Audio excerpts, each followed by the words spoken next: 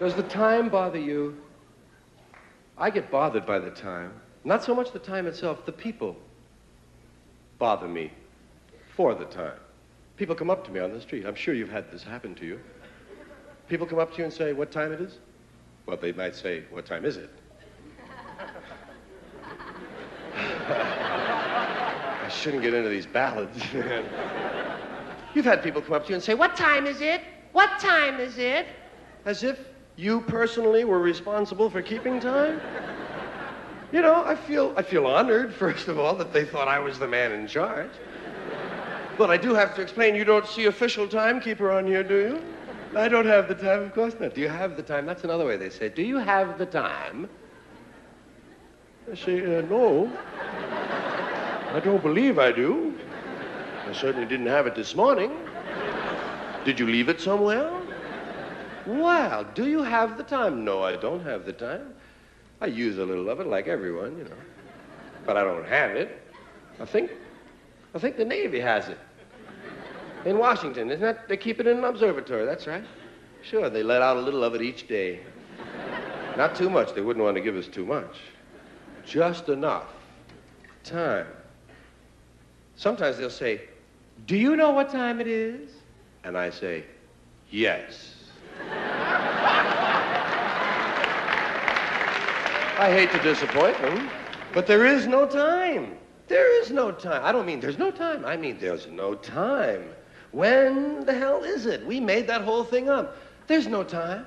We made it up. It's a man-made invention, time.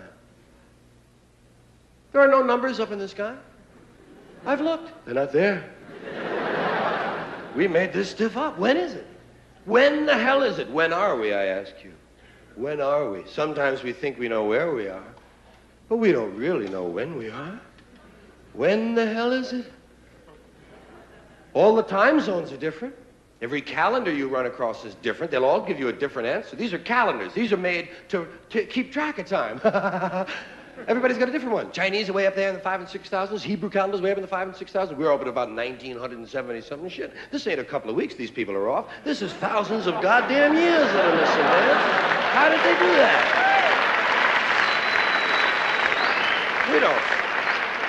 We don't know when the hell it is. It could be the middle of last month for all we know. I mean, time is we've got it down so perfect that every 4 years we have to stick in an extra day just to make sure it still works. And we call it February 29th. Bullshit, it's March 1st and I know it. It just feels like March 1st. You can't keep track of the time. What's the sense? Give you an example. There's a moment coming. It's not here yet. It's still on the way. It's in the future. It hasn't arrived. Here it comes. Here it is. Oh, shit, it's gone. There's no now. There's no now. Everything is the near future or the recent past. But there's no present. Welcome to the present. Gone again. It's just so imprecise. We don't even care to use the minutes and seconds and hours that we've been given. Everybody's very vague about the time. You say, what time you got? I got just after. Just after? Jeez, I must be slow. I had going on. And where did that imprecision begin? Why is it we're not so sure? I know one of the clues that happened to me was when they started telling me about moments. When I was a kid, they were trying to teach me how to tell time, and of course you can't tell time. Time tells you. But they were trying. They were trying to show me. On the big hand, I said, I don't have a big hand. Never mind. Look at the clock, and the clock is so wonderful. There's so much emotion attached to a clock face. I hate digital clocks. Digital clocks rob me of all the emotional experience of the spatial relationships on that face of the clock. Isn't it true? I mean, don't you always feel that this half hour, when it comes down from 12 down to 6, goes by a lot quicker than this half hour when it has to come up fighting gravity all the way? I know, it does go a lot quicker. God. Oh, I got you. Yeah. I'll tell you this, if I only have a half hour to live, I want it to be this one, man. It's going to last just a little bit longer than that one there. It's vague. That's all I'm saying. It's very vague how we treat time. We have all these wonderful expressions. We say now. Now is an interesting one. When? Now. You want that now? Yes. Well, would you like to try again? Or sometimes just now. Just now. Did you hear that? What? Just now. You must mean just then, don't you? Yes, just then. But there it goes again. When? Now. No, not now. No. Pardon me, do you have the time? When do you mean, now or when you ask me? This shit is moving, Ruth. We had a lot of these vague terms. Right away, immediately, at once, lickety-split, just like that, nothing flat, drop of a hat, no time at all. As quick as you can say, Jack Robinson. I'm sure you've done that to people. I'll be back before you can say Jack Robinson. Jack Robinson, you're not back.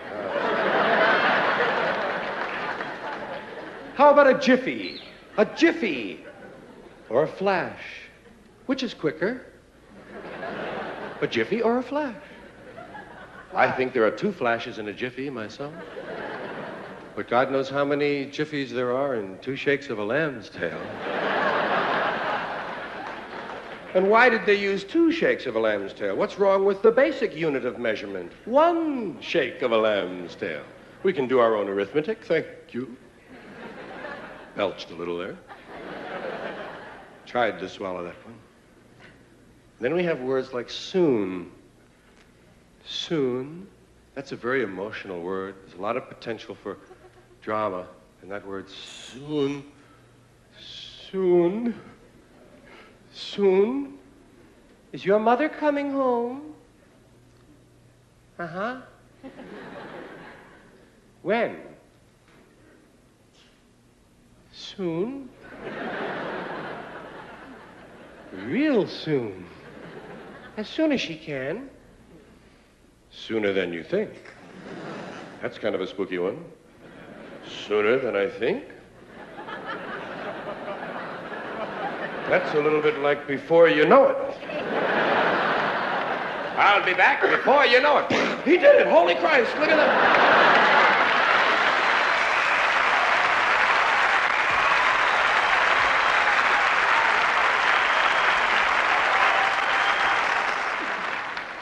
And we go on with these terms that we use, these vague terms of time. One of these days, before long, any time now. Well, that's true. Everything's going to happen any time now. Any day now. That's kind of a snotty one, any day now. Hey, I'll be giving you that $5 I owe you, Bill. Yeah, any day now. Sooner or later, now and then, once in a while, from time to time, in a little while. In a little while. Well, it'll just be a little while. That's a wonderful one. I just love that. It sounds so benign. Just a little while. Couldn't hurt you, could it? You can wait a little while. It'll only be a little while longer. Just a little while. That's so different from a short time. Short time. Sounds almost terminal, doesn't it? You only have a short time. Whereas you have a little while. Oh, I'd rather have a little while than a short time. Yeah, we got long ways we measure time. We got vast distances of time we measure. People will say things like, kingdom come. I'm going to be standing here till kingdom come. Shit, I don't have that on my watch. Doomsday, you say? Doomsday, till the cows come home. Well, that's an easy one to understand. That's long about dusk, isn't it? If you leave them out overnight, they burst. Here's a long period of time, forever. Some people will tell you, guys, say, I've been standing on this line forever. Look at this, Dave. This man has been standing on line forever. He looks fairly fresh to me. Almost like an eternity, people will tell you. It's almost like an eternity, as if they had experience with eternities. Now, you must have a favorite period of time. I have some favorites. I just want to try a few of them on you. It isn't easy to select a favorite period of time, so many of them are attractive, but there are little periods of time that, that you might relate to. Of course, the most basic period of time I feel is 5 minutes. That seems to be the one everyone chooses. If they need to think of a period of time real quickly, they just go, 5 minutes, just 5 minutes. I'll be there in just 5 minutes. Give me 5 minutes, would you please? Would you just give me 5 minutes? Were you kidding me? I could fix that shit in 5 minutes. 5 minutes. That's all most people want, 5 minutes. A good, solid, nice period of time. You can do anything for 5 minutes, can't you? I mean anything. Even things you really hate. You could probably do it for 5 minutes. Hey, let's go talk to Ted. Are you kidding? Ted's an asshole. Look, just 5 minutes, huh? Okay, let's give it 5 minutes. Not 10. 10 I can't make. Now you're getting into double digits. You're starting to fool with my head. Time. 5, 10 minutes. 15 minutes is popular. You hear 15 quite a bit, but it's sort of an institutional one. It's kind of an official time period. 15 minutes. Has a touch of regulatory quality to it, doesn't it? Sounds like something you're not supposed to do or have to do for 15 minutes. 15 minutes. I like 20 minutes. Doesn't that sound free compared to 15? 15 minutes. 20 minutes. I'll be back in 20 minutes. Gosh, what's he gonna do? You have those news stories? Well, I knew that with a name like George, I would have to add something else. Any old name can have emotion for you, though. Even a brand name. Product names have things you expect from them. You have a little emotional investment in certain names. I mean, you wouldn't eat Goodyear pancakes, right? Any more than you would drive an Aunt Jemima tires, right? It's just, you have feelings, you have expectations about it. If Janitor and a Drum made a douche, no one would buy it. There's no market. It's like 20 Mule Team mini pads, man. Sorry, Dan. There's no market for them. Raid feminine hygiene spray. Raid! Wow. That's what they call them. Feminine hygiene spray. They're underleg deodorants. Why did they avoid that? It's obvious. Underarm, underleg.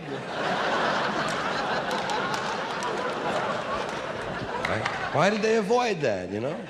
I guess it's because you have 2 armpits, you only have 1 leg pit. That's it.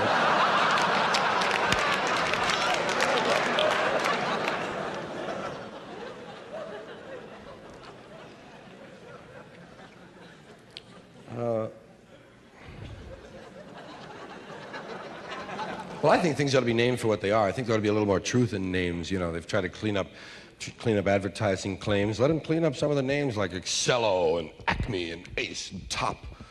Bullshit.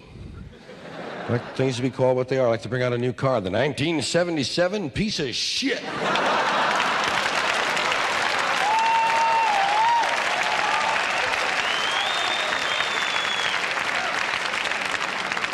A division of United Consumer Fuckers.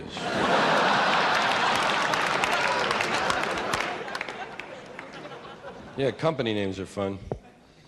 Whammo is a toy company. Aren't you glad it's not an airline? Would you get into Big Whammo Bird, huh?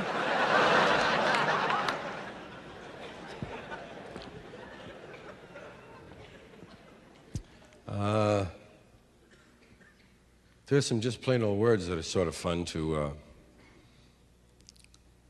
think of or look at more closely than usual. Things like hot water heater. Have you ever thought of hot water heaters? Pardon me? I said I'd like to buy a hot water heater. What the hell for? Hot water doesn't need to be heated. You must want a cold water heater. How about a hot water cooler?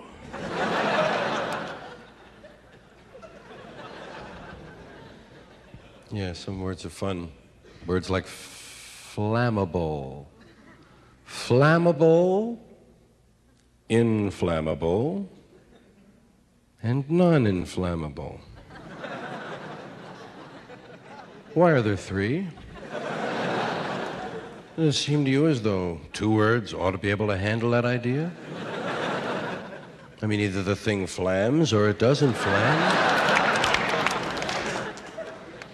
Now, flammable, that's the one that's on the side of the truck.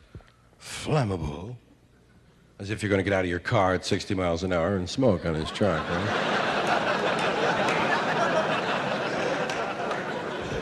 Flammable. I found out the reason it says that on the truck is so that just in case you should be spinning out of control at 70 or 80, heading for the truck, you'll know what it was that happened, you know? Gives you a chance to make a few plans, you know? Put the cigarettes out, put the cigarettes out. And of course, there's a moment just after beginning to blow up when you stop blowing up for just a moment and you say, fucking flammable. Then, of course, you do continue to blow up. Nothing we can do about that. Jumbo shrimp.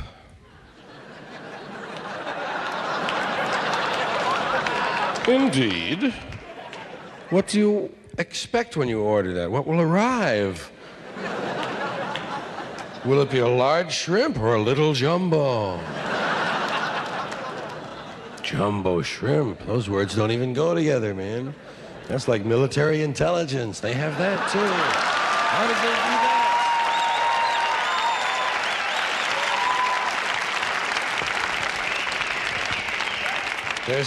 There's another phrase like that, business ethics. Say, we're discussing business ethics. Yes, no wonder we couldn't hear anything over here. That's like a plastic glass. They have them. Mine isn't. Mine's a glass, goddammit. But they have the... Get me a plastic glass. Well, I'll see what I can do. Pretty soon they'll have nylon rubbers. They do. They have nylon rubbers. What the fuck? Hey, all right, Ed. None of your filth. Sure, man. Hey, Three Moans wasn't bad so far, about an hour and a half. Now, hold on, I have a real great idea. As soon as I think of it, we're all going to laugh our asses off. Right? The airline has given us a lot of strange words and expressions and ways to look at language that they force us into. We have words like, from the airline, like deplane. I've never deboated, I've never debussed. By God, I've deplaned. We'll be deplaning through the forward door. I'm already on deplane. That's what they tell you. Get on the plane. Get on the plane. Fuck you, I'm getting in the plane.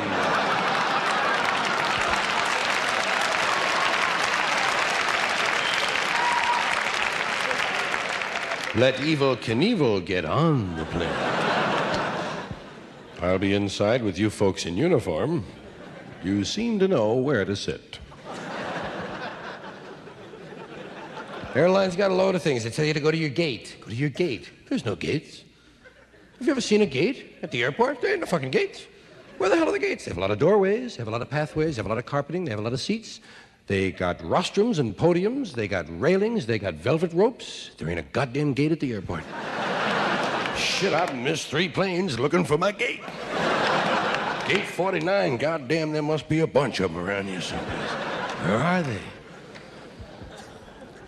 And airlines also have another thing called a non-stop flight.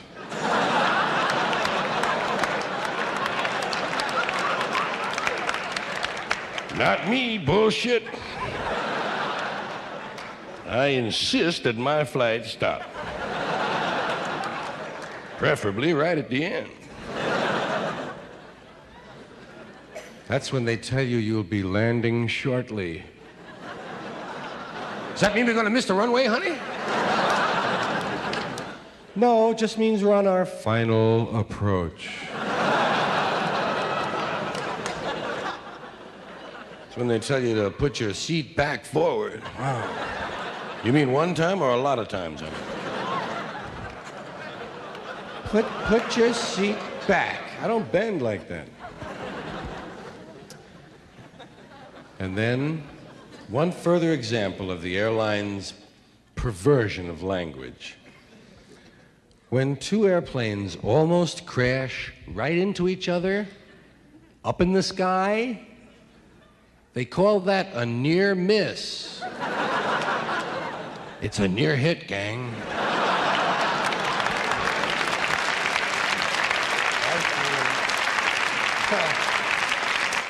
Seems to me like we're a couple of weeks overdue to drop high explosives on helpless civilians. People who have no argument with us whatsoever. I think we ought to be out there doing what we do best, gang, making big holes in other people's countries.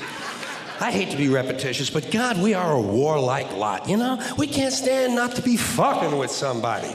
We couldn't wait for that Cold War to be over, could we? Just couldn't wait for that Cold War to be over so we could go and play with our toys in the sand. Go play with our toys in the sand.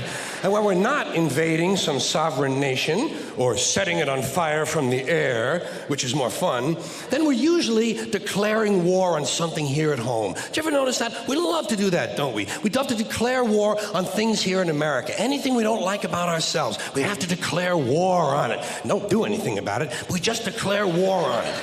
We got a war. It's the only metaphor we have in our public discourse for solving a problem. It's called declaring a war. We got a war on poverty, the war on crime, war on litter, the war on cancer, the war on drugs.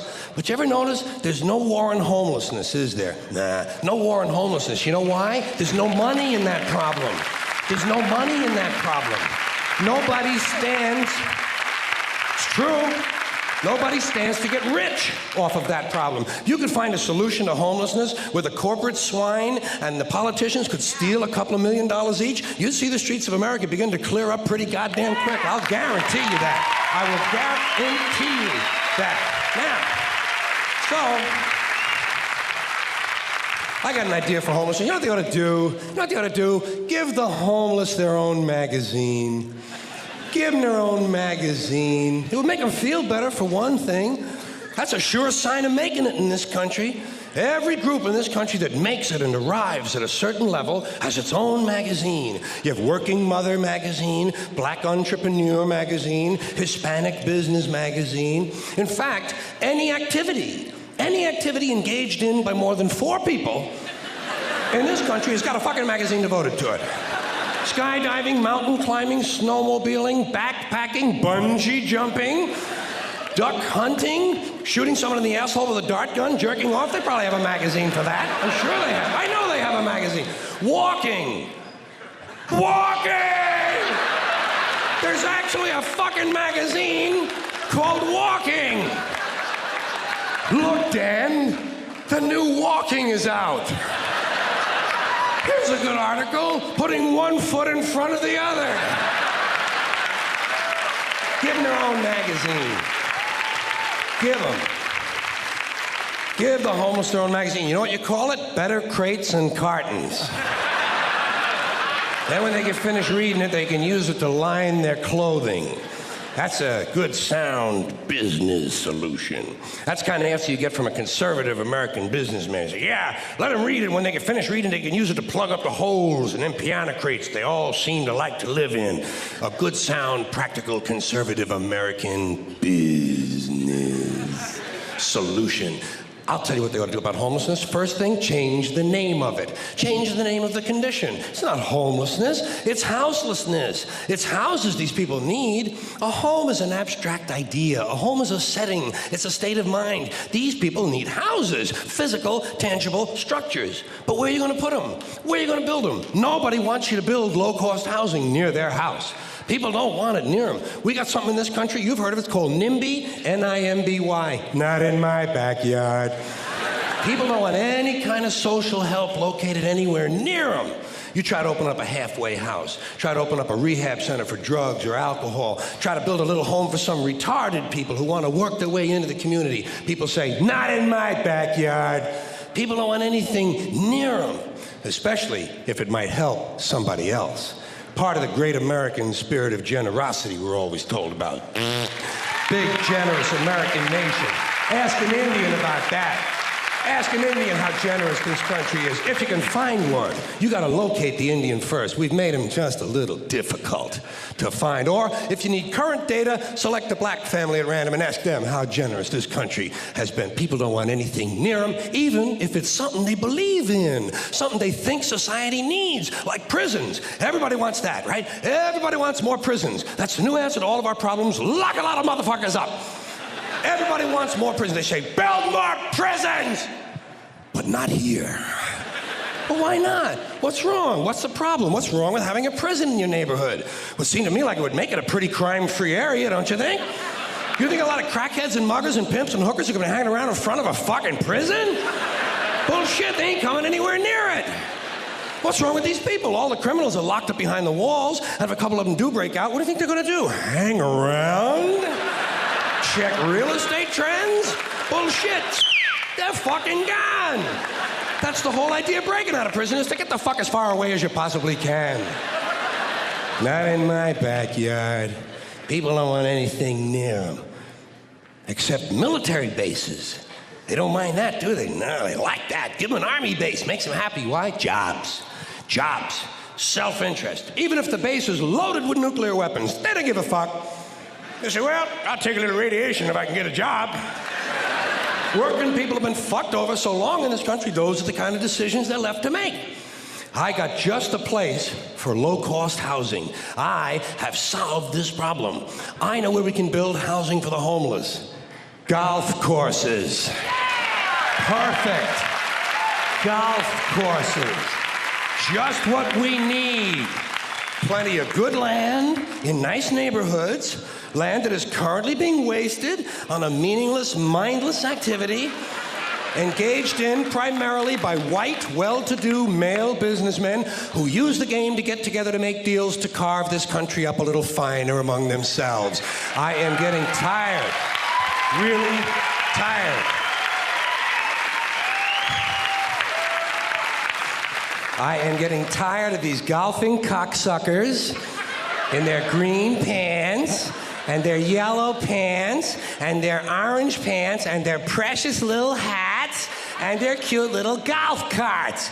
It is time to reclaim the golf courses from the wealthy and turn them over to the homeless. Golf is an arrogant, elitist game, and it takes up entirely too much fucking room in this country. Too much fucking room in this country. It is an arrogant game on its very design alone. Just the design of the game speaks of arrogance. Think of how big a golf course is. The ball is that fucking big. What do these pin-headed pricks need with all that land? There are over 17,000 golf courses in America. They average over 150 acres apiece. That's over 3 million acres. That's 4,820 square miles. You could build 2 Rhode Islands and a Delaware for the homeless on the land currently devoted to this meaningless, mindless, arrogant, elitist, racist. There's another thing. The only blacks you'll find in country clubs are carrying trays and a boring game for boring people. Did you ever watch golf on television? It's like watching flies fuck. And a mindless game. Mindless. Think of the intellect. Think of the intellect it must take to draw pleasure from this activity. Hitting a ball with a crooked stick and then walking after it. And then hitting it again. I say, pick it up, asshole. You're lucky you found the fucking thing. Put it in your pocket and go the fuck home. Go the fuck home. You're a winner. No chance of that happening. Dorco in the plaid knickers is going to hit it again and walk some more. Let these rich cocksuckers play miniature golf. Let them fuck with a windmill for an hour and a half or so. See if there's any real skill among them. Now, I know there are some people who play golf who don't consider themselves rich. Fuck them! And shame on them for engaging in an arrogant, elitist pastime. Hey, here's another place we could put some low-cost housing: cemeteries. There's another idea whose time has passed. Saving all the dead people in one part of town? What the hell kind of a superstitious, religious, medieval bullshit idea is that? Plow these motherfuckers up, plow them into the streams and rivers of America. We need that phosphorus for farming. If we're gonna recycle, let's get serious. Thank you. Thank you. You have those news stories for me? Maybe let's do a little news for the folks, man. Let's tell them what's going on around the world. God knows you're not home to find out. Thank you, Walter. Let's do it. I just want to keep you up to date. There's a few things that have happened while we've been sitting here, and it's not nice to ignore the rest of the world. Let's take a look. I'd like to take a look at the news. First of all, the headlines. 3 Shriners have been killed in a whoopee cushion explosion. 21 killed in 21-gun salute. Rapist swallows whistle.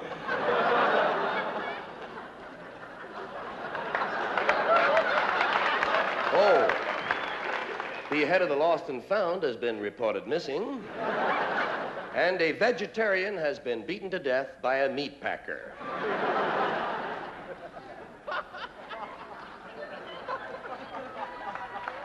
Oh, some things.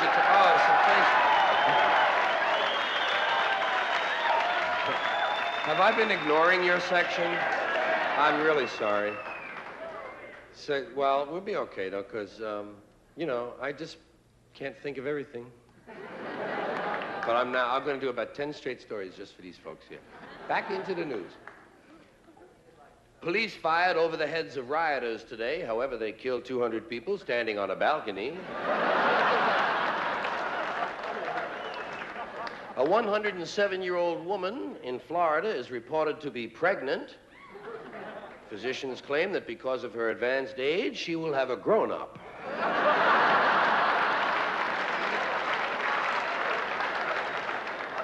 Scientists have discovered a new disease which has no symptoms. It is impossible to detect, and there's no known cure. Fortunately, no cases have been reported thus far. A man has barricaded himself inside of his house. However, he is not armed, and no one is paying any attention to him. The Surgeon General announced today that saliva causes stomach cancer.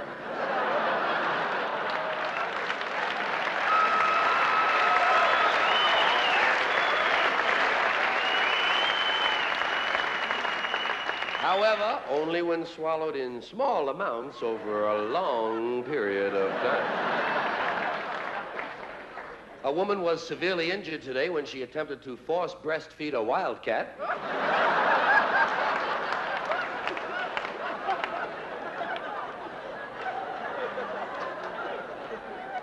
And the results of the latest Gallup poll have come in. It seems that 29% of the people were not home. 14% of the people made believe they weren't home. 6% of the people could not operate the doorknob. And 3% were wearing underwear and had to stand sideways.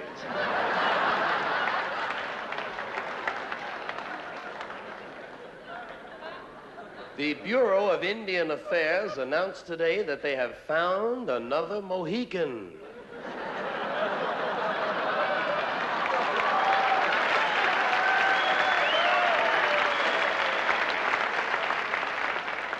Accordingly, all the books are being called back in and will be changed to read the next to the last of the Mohicans. In France today, a baby was born wearing glasses and holding a quaalude.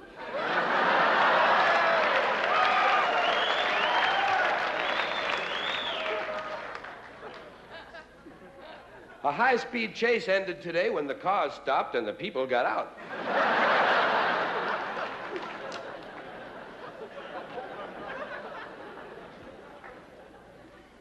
A dog exploded on a busy downtown street corner.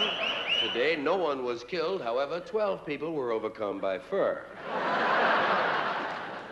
Police estimate that 50 to 60 fleas also lost their lives in the blast. Scientists in Switzerland announced today that they have been able to make mice fart by holding them upside down and tapping them on the stomach with a pencil.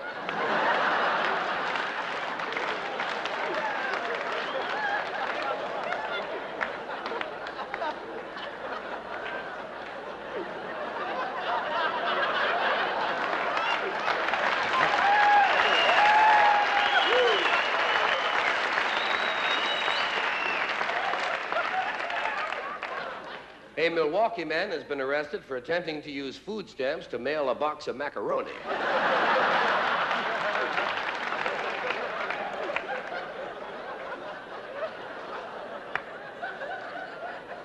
Earthquake. An earthquake has hit the maternity home. There's no such place as a maternity home. An earthquake has struck the maternity hospital. 3 people were killed. However, 6 people were born.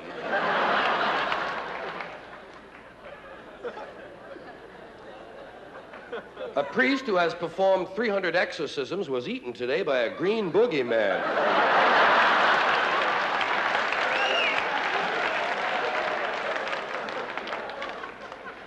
Out at the lake in City Park today, police arrested a one-armed man who was bothering the other boaters by continuously rowing in a circle.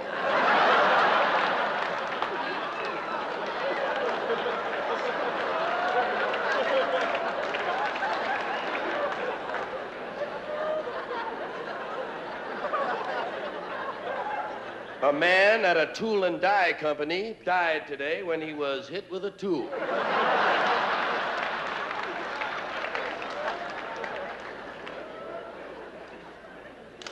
A severely disturbed geography teacher has been arrested after killing 6 people who did not know the capital of Scotland.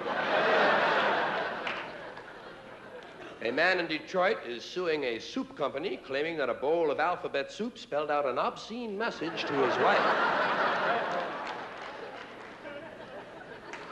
A heavily armed man in Seattle has taken 6 hostages. He's demanding $3 million and someone to share driving and expenses to St. Louis.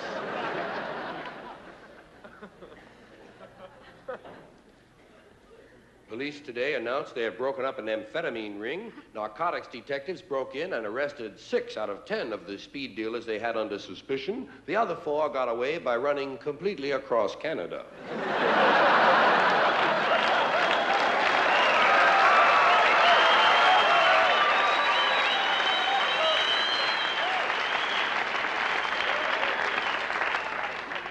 A man who was shot in the chest 9 times yesterday and refused treatment died today of 9 shots in the chest. A man in Cincinnati is suing a hospital, claiming he entered the hospital for a vasectomy and was castrated instead.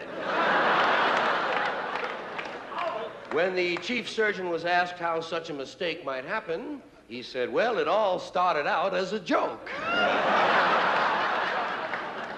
We were pretending we were going to castrate him, and he got real snotty, so we offed his balls.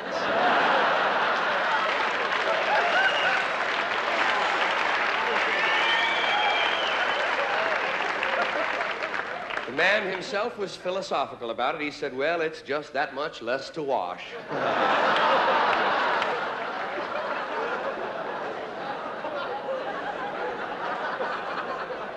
Tragedy struck the parade today as an open manhole claimed the lives of 1,200 marchers one at a time. A man who shot and killed all 12 members of a jury which convicted him last year goes on trial again today. A set of Siamese twins, which was surgically separated 6 months ago, was sewn back together again today because each of them only knows 1/2 of the combination to their locker. A man who was scheduled, this is kind of one where you're going to moan, but I'm going to do it anyway. Okay, good. A little pre-moaning, that's nice. That ain't a moan. Visine, do they look that red?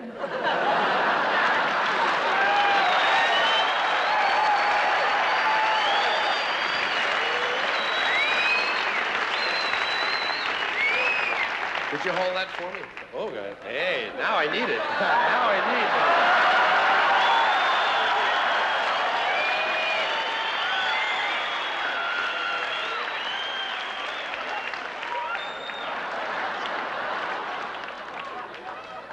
It's like starting a fire for the charcoal burner, you know? You gotta... God. Well, that's going to be nice. That'll really... Well, anyway, would you hold them both for me? This one. Now, you're under arrest. Here comes the Wising, as we say in the middle part of Europe. Well, there ain't much of this left, but there is one final story that I would like to wind up with, folks. And I do thank you for that Visine, but I didn't smoke at halftime, so if they're red, it's just natural eyeball blood pressure. Or whatever you call that shit. The one you were going to moan about, I was going to tell about a man who was scheduled for a heart transplant who decided not to have it. He had a change of heart, you know. I love that shit. That's why, I know why you're moaning, because you wish you had thought of the goddamn thing yourself. I have to think that. Like to wind up the news tonight with sort of a little story, kind of a human interest story about man's best friend. It seems that 65-year-old James Driscoll was asleep in his downtown hotel room last Wednesday when he was awakened by the sound of a dog barking. When he woke, he found the room was full of smoke he could not see, and the dog led him out of the room, down the hall, and into an elevator shaft where he plunged 8 stories to...